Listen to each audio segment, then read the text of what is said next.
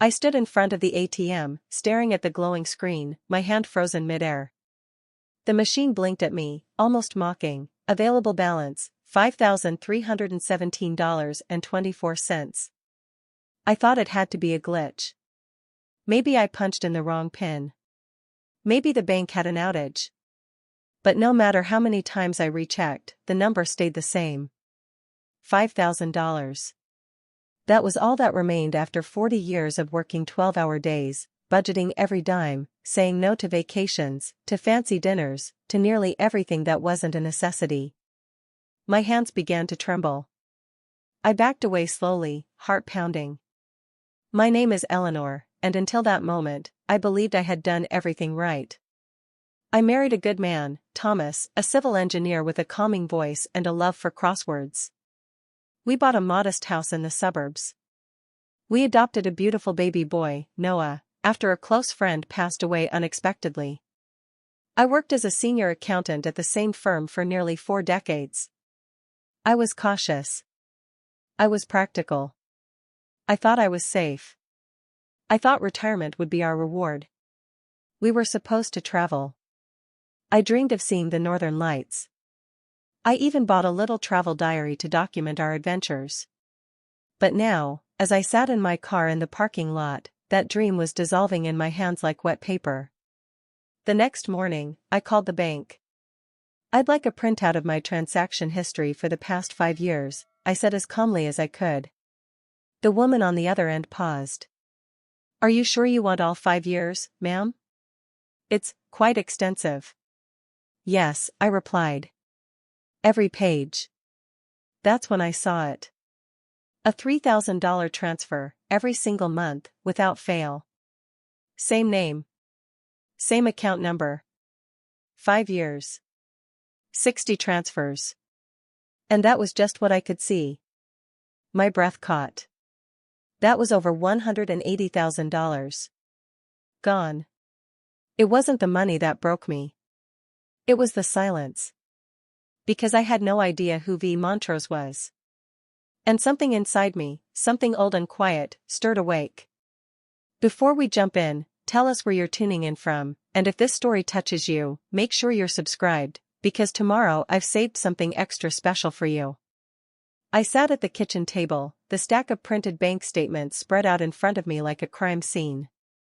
Each page a quiet betrayal, each transaction a wound I hadn't felt until now. V. Montrose. The name stared back at me again and again, like a whisper in a dark hallway. It wasn't just the regular transfers, there were larger ones scattered through the years, $7,500, $12,000, even $18,000 labeled vaguely as medical expense, tuition assistance, emergency relief. Emergency for who? Thomas came home that evening humming, swinging his briefcase with the same rhythm he had for the past 30 years. He kissed me on the cheek and said, "Smells like you made that lentil soup I love." I stared at him. This man who wore the same cologne every day. This man who never forgot to water the plants on Sunday. This man who had been handing someone else $3,000 a month, our money, without ever breathing a word. I didn't say anything that night. Not yet. Instead, I waited until he went to bed, then I slipped into his office. He had always kept a small leather-bound notebook in the top drawer of his desk. Said it helped him track life better than spreadsheets ever could. I used to think it was sweet, charming, even. Now, it felt like a vault of secrets. My fingers brushed over the pages. Dates. Amounts. Notes in tidy, slanted handwriting. March 2011, tuition payment for Adrian. April 2015, Victoria's dental surgery. November 2017, Christmas fund for V&A. Victoria. Adrian. Names I had never heard, and yet here they were, written so intimately in my husband's handwriting. I turned the pages faster now, my pulse racing. The payment started small, 25 years ago, $300 here, $500 there. Then they grew. The language became more personal, more affectionate. And then I found it. A photo. tucked neatly between two pages, like a pressed flower. Thomas, standing in front of a Christmas tree, arm wrapped around a tall woman with dark curls and sharp eyes. Next to them stood a teenage boy, Adrian, I assumed. All three smiling, dressed in coordinated sweaters. It looked like a family photo. Except it wasn't my family. The photo wouldn't leave my hand. I must have stared at it for hours, replaying every Christmas Thomas and I spent in this very house, me decorating the tree alone, him always working late or caught in traffic. I used to laugh at how clumsy he was with wrapping gifts. Now, I realized, he wasn't. He had just wrapped them somewhere else. I didn't sleep that night. I didn't cry either. Something colder than grief had settled in my chest, a quiet rage that pulsed with every heartbeat. The next morning, I placed the notebook and the photo on the dining table and waited. Thomas came down for breakfast, rubbing his eyes, still half asleep. The moment he saw what was on the table, he froze. His hand twitched. "You went through my things," he said, voice low and sharp.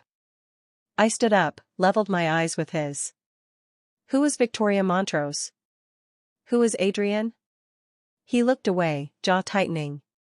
"Eleanor, it's not what you think." "No?" I snapped. "Because it looks like you've been supporting another woman for nearly 3 decades. With my money. With our money." He sat down slowly, as if gravity had tripled. "She needed help," he said. "She had no one. Adrian he's my son." There it was. Not a single ounce of shame. Just a confession dropped like a dead weight. I stared at him. "So for 30 years, you lied to me. And you stole from me." "I didn't steal," he said. "It was our money. I was helping someone I cared about. That's not a crime." My voice dropped to a whisper. "You let me clip coupons. You let me skip vacations. I wore the same pair of shoes for 8 winters. And you were playing house with another family." He stood, voice rising. "You think you were the only one making sacrifices?" I had to live with this guilt, Eleanor. Every day. But I couldn't turn my back on them. "Victoria, she didn't ask for much. You gave her a life," I said. "You gave her more than you ever gave me." And then I remembered something, an image that stabbed deeper than any words. 15 years ago, our adopted son Noah broke his leg. The surgery was expensive, the insurance didn't cover all of it. Thomas told me we couldn't afford the full cost. I stayed up that night calling friends, asking for loans. I sold my mother's pearls to cover the hospital bill. "You told me we couldn't help Noah," I whispered. "You told me we were broke. But you were sending Victoria thousands of dollars while I was selling my mother's jewelry." Thomas didn't speak. His eyes dropped to the floor. I picked up the notebook, held it out to him. "You lied to my face for half my life," I said. "And now you can live with the truth." I walked out the door and left him standing in silence. I didn't go far that morning, just to the park down the street, the one with the worn benches and the quiet, heavy trees. I sat with the notebook still in my hands, flipping through its pages again, as if some part of me hoped it would all vanish, that I had misunderstood everything. But the handwriting was Thomas's. The numbers, the dates, the affection hidden in shorthand, none of it could be denied. When I returned home hours later, Thomas was still sitting at the dining table, unmoving. For a second, I thought he might try to apologize, to explain, to beg. But instead, he said, without looking up, "You don't have to overreact like this." I laughed. A short, bitter sound that didn't sound like me. "Overreact?" I said. 30 years of secrets, and I'm overreacting? He looked at me then, finally. "Eleanor, I stayed with you. I built a life with you. That has to mean something." "It means you're a coward," I said, my voice steady. "You wanted both lives without earning either of them." That night, I packed a suitcase. I didn't leave the house, no, not yet. But I wanted him to see it, sitting by the door.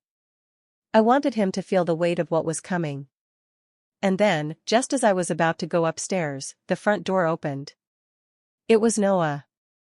He was carrying a bag of groceries, like he used to when he'd visit on Sundays. He smiled, saw the tension in the room, then looked at the notebook on the table. His smile faded. "You told her," he said to Thomas. I turned sharply. "You knew?" Noah's eyes met mine. I knew some of it. Not everything." "How long?" I asked. He hesitated. "Since I was 17. A white noise roared in my ears. "That was over 15 years ago. You stood there," I whispered, "and watched me struggle to pay for your surgery. You let me believe we were broke, while he was bankrolling his other family." "Victoria's son, Adrian, he was born with a heart defect," Noah said, as if that explained everything. "Dad said he was trying to help." "I didn't want to break your heart." "You didn't want to break it?" I said. "Noah, you sat at my table. You ate my food. You let me be your mother while you hid the fact that your father had another child, his real child." He flinched. "I didn't mean to hurt you," he said softly. "You didn't mean to," I said. "But you did. You both did." The silence between us stretched, heavy and bitter. Then, almost as an afterthought, Noah said, "Dad was just trying to do the right thing. Victoria didn't have anyone else." I looked at him and realized something painful. He loved her. He cared for her like a second mother. And maybe, just maybe, he saw me as the outsider. I walked upstairs without another word. Let them sit in their quiet justifications. Let them tell each other whatever stories helped them sleep. Because I had just stopped playing the part of the silent wife. And for the first time in decades, I was wide awake. The next morning, I sat at the kitchen table, alone. I had made coffee, but it went cold untouched. Thomas had left early without a word. Noah was gone too. The house, always so still, now felt hostile. Or maybe it had always been this way, and I was only now able to see it. I called a lawyer. Her name was Michelle Grant, sharp, efficient, and younger than I expected. When I told her my story, she didn't flinch. She just asked one question: "Do you have documentation?" I handed over the notebook, the bank statements, and the photo. Michelle flipped through the pages, nodding. "This is more than enough." "I want a divorce," I said. She looked at me. "Then that's what we'll do." That afternoon, I changed the locks. Thomas came home and found his key no longer fit. He rang the doorbell like a guest, confused and irritated. When I opened the door, he snapped, "What is this?" "I spoke with a lawyer," I said calmly. "You'll be served the papers soon." His face darkened. "You're really going to do this? After all these years?" "You ended this marriage a long time ago," I said. "I'm just formalizing what you started." He tried to push past me, but I didn't move. "You don't get to walk in here like nothing happened." "Not anymore." Later that week, he called Noah. I know because I heard them yelling outside. I didn't bother to listen to what they said, but by the end, Thomas was sleeping in a hotel. A few days later, Noah called to say he wanted us all to meet, to talk things out. I agreed. We met at a quiet restaurant, neutral ground. Thomas sat stiffly in his blazer. Noah looked uncomfortable, glancing back and forth between us. Then she arrived. Victoria. She walked in like she belonged there, poised, composed, wearing soft pastels and just enough jewelry to seem polished but not flashy. And beside her, a young man with a calm, practiced expression. Adrian. They slid into the booth as if this were a family gathering. Victoria offered me a polite smile. Eleanor. I've heard so much about you. I didn't return the smile. Wish I could say the same. Noah tried to soften the air. We thought it might help if we were all in the same room. Maybe, we can come to some understanding. Victoria folded her hands on the table. I know this must be hard. Believe me, I never wanted to come between you and Thomas. But life, well, it doesn't always give us easy choices. Easy choices? I said, my voice low. You took over $300,000 from me, over decades, and I'm supposed to believe you reluctantly accepted it? Victoria blinked, feigning hurt. It was never about the money. No, I said. It was about the man. The one who gave it to you.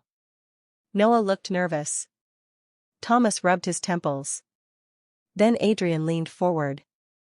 I just want to say, I didn't know until recently. About how the money was handled. I'm sorry if this caused any harm. I looked at him, this boy, now a man, born from lies but unaware of their weight. I didn't hate him. I couldn't. But I looked back at Victoria. May I speak with you privately? I asked. She arched an eyebrow, then nodded. We stepped outside. The autumn wind bit through our clothes, sharp and honest. You don't have to do this, she said. You can walk away quietly. No one has to lose everything. I tilted my head. But you already took everything. Her smile disappeared. He always loved me, you know. You were just the convenient choice. I felt the sting of her words, but I didn't let it show. I'm going to give him to you, I said. You can have Thomas. You can keep your lies, your history, your son. But I want what's mine. She narrowed her eyes. And what's that? Every dollar, I said. All 1.3 million of them.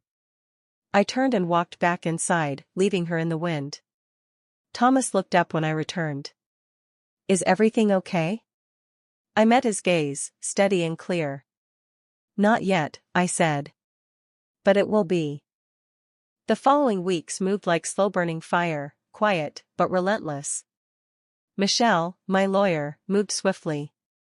She filed the divorce, submitted the evidence, and requested a full financial audit of our joint assets. Thomas had no idea what hit him. He tried to stall, begged for mediation, even sent me long, rambling emails about what we used to have. I ignored them all. Then came the day I changed the locks again, this time with court approval. Thomas showed up red-faced, pounding on the door like a child locked out of his own treehouse.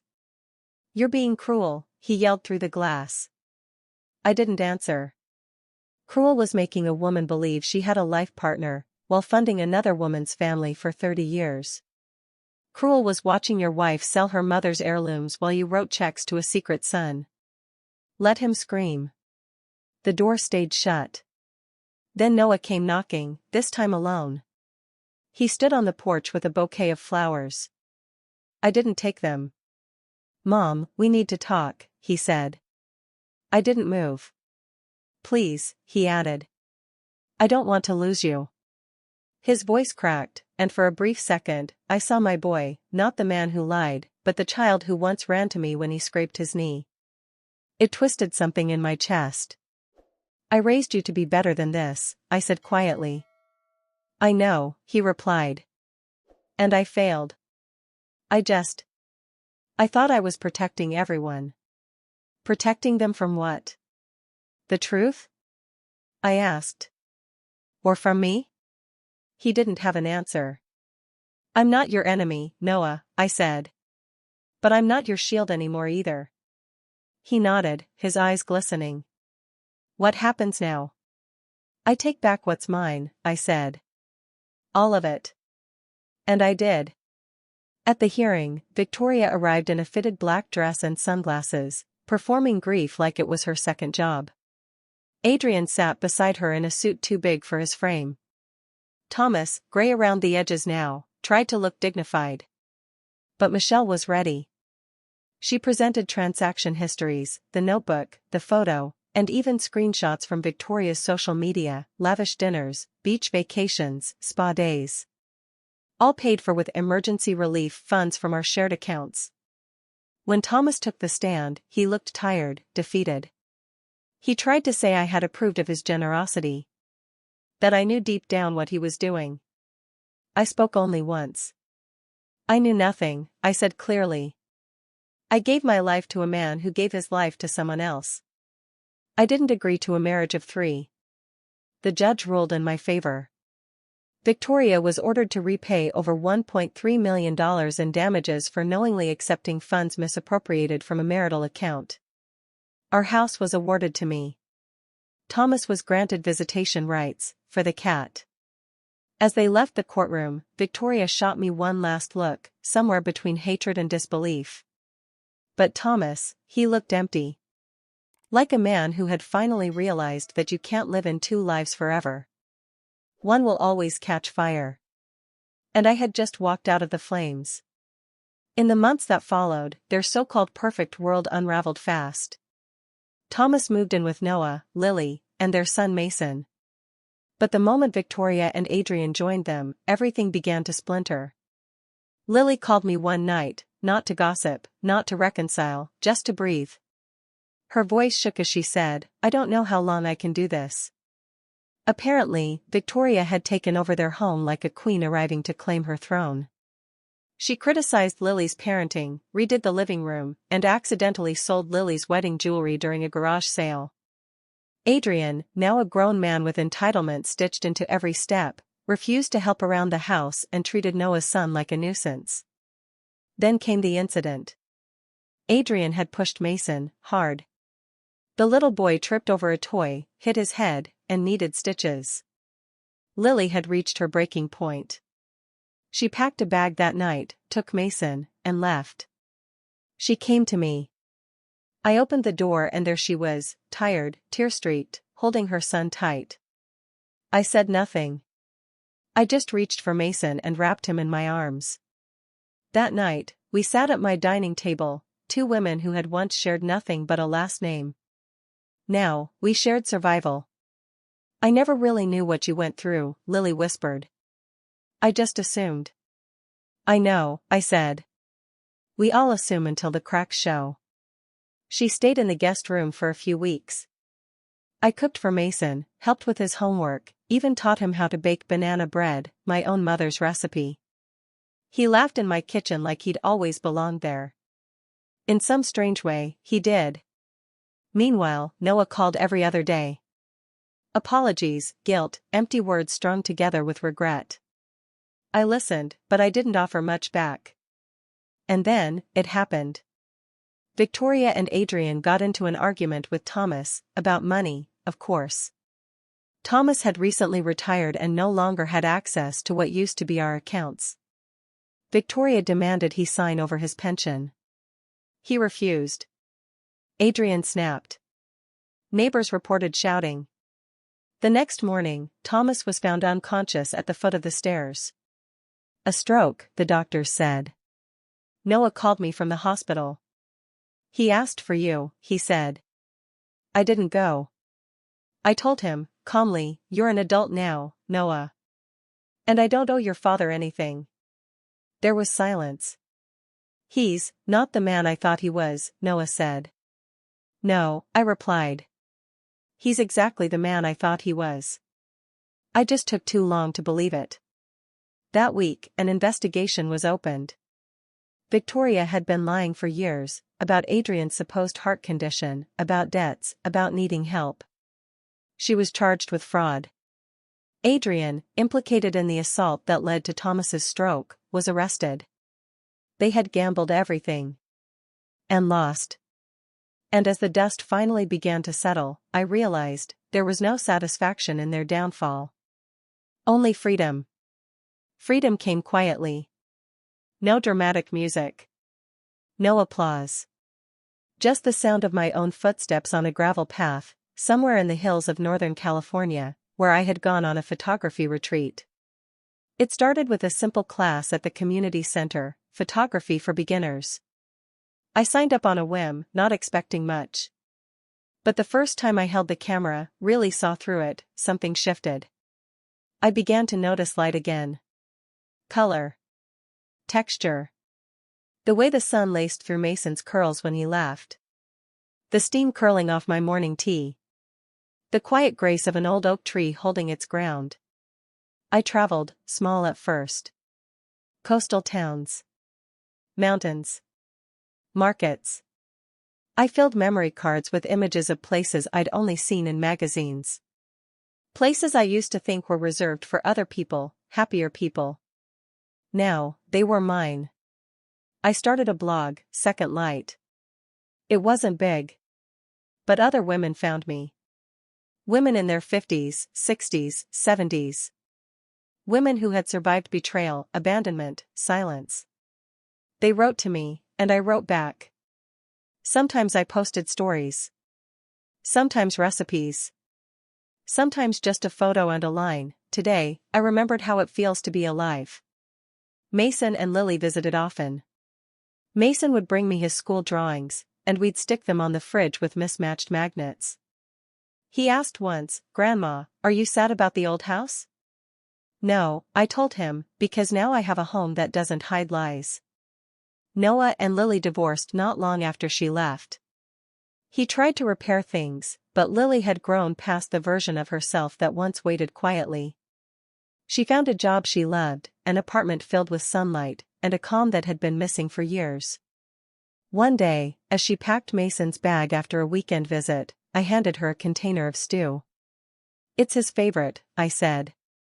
Lily smiled softly. "I know. You always remember." I reached for her hand. "You're a good mother," I told her. She blinked, surprised. Maybe no one had ever said it to her before. Maybe no one had ever said it to me, either. Later that night, I stood on the back porch, camera in hand. The sky had turned that impossible shade of violet just before dusk. The air smelled like rosemary and salt. I thought about Thomas, about the man who spent his life dividing his heart, and ended up with no one willing to sit beside him when everything fell apart. And I thought about myself, not as a victim, not even as a survivor, but as a woman who finally chose herself. People talk about starting over like it's a decision made in a single moment. But the truth is, it's 1,000 small choices. Getting up. Saying no. Taking the class. Packing the bag. Changing the lock. Learning to laugh again. I'm not anyone's wife now. I'm not the shadow in someone else's story. I am the writer of my own. And these years, however many I have left, will be mine. My joy, my peace, my voice. At last. Several months later, I received a letter in the mail. Handwritten, in Noah's familiar scrawl. It was brief. "Mom, I don't expect forgiveness. But I want you to know I see it now, all of it. What I allowed. What I ignored. What I lost. I'm sorry. For real this time." There was no return address. I folded the letter and slid it into the back of my journal, next to an old photo of Mason holding a chocolate chip cookie twice the size of his hand. I didn't write back. Some things don't need a reply. Some wounds need silence more than stitches. Noah still called on holidays, his voice softer now. Humbled. Not asking for anything. Just checking in. I never stopped loving him. But I no longer loved blindly. That part of me had been peeled away. What remained was stronger, clearer, earned. As for Thomas, I never saw him again. The stroke left him with a limp and slurred speech. He lived in a care facility somewhere outside of town. The last I heard, he spent most days alone, staring out a window, the television always on but never watched. Victoria and Adrian were both sentenced. Fraud. Assault. Grand theft. The local paper ran a small article on it. Just a few paragraphs. Barely a footnote in the world. But to me, it was closure. Not revenge. Not triumph. Just a door gently closing behind me. My life, now, is slow in the best possible way. I wake when the light comes through the curtain. I make my own coffee exactly the way I like it. I take long walks without explaining where I'm going. I bake lemon loaf just because the scent makes the kitchen feel like home. I photograph strangers with their dogs, couples sharing soft smiles, flowers blooming in unexpected corners. And every time I click the shutter, I think, this is mine. This day. This moment. This second life that I carved out of the wreckage. People ask me if I regret anything. I tell them the truth, I regret staying silent for so long. I regret thinking loyalty meant losing yourself. But I do not regret leaving. I do not regret starting over. And I certainly do not regret choosing myself, finally, fully, without apology. Because the years ahead may be fewer. But they are mine. And this time, the story belongs to me. The first time I showed my photographs in public, I stood in the corner of the gallery, clutching a glass of sparkling water like it was armor. It was a small exhibit, held at the local library, nothing grand. Just a white wall, 12 prints, and a little plaque that read "Light After the Storm," by Eleanor. I watched people drift past the frames, pausing, tilting their heads, smiling. There was one photo, a simple one, of Mason running barefoot through a field of wildflowers, hair flying, mouth wide open in mid-laugh. A woman in her 60s stood in front of it for a long time, tears in her eyes. She turned to me later and said, "There's something about this one. It feels like freedom." I nodded. That's exactly what it is. I've learned that healing doesn't arrive in grand gestures. It comes in pieces. A warm biscuit shared over coffee. A postcard from a place you never thought you'd visit. The quiet hum of your own breath as you lie awake, not from anxiety, but from peace. Sometimes, late at night, I still wonder who I might have been if things had gone differently. If Thomas had been honest. If I had walked away sooner. If I hadn't spent years shrinking myself into the space he left me. But then I remember. I am someone new. Not in spite of what happened. Because of it. I didn't just survive the betrayal. I transformed because of it. I turned silence into voice. Dependence into freedom. Grief into purpose. And now, in the stillness of my mornings, when the world hasn't quite woken up, I sit on my porch with a cup of tea and the scent of rosemary in the air. I watch the light change across the horizon. I write letters to no one in particular. I dream without fear. And I whisper, just to myself. I made it. Not to a finish line. But to a beginning I didn't know I deserved. Because the real revenge was never about courtrooms or compensation. It was living well. It was reclaiming my time. It was turning the ashes of my old life into something beautiful, something mine.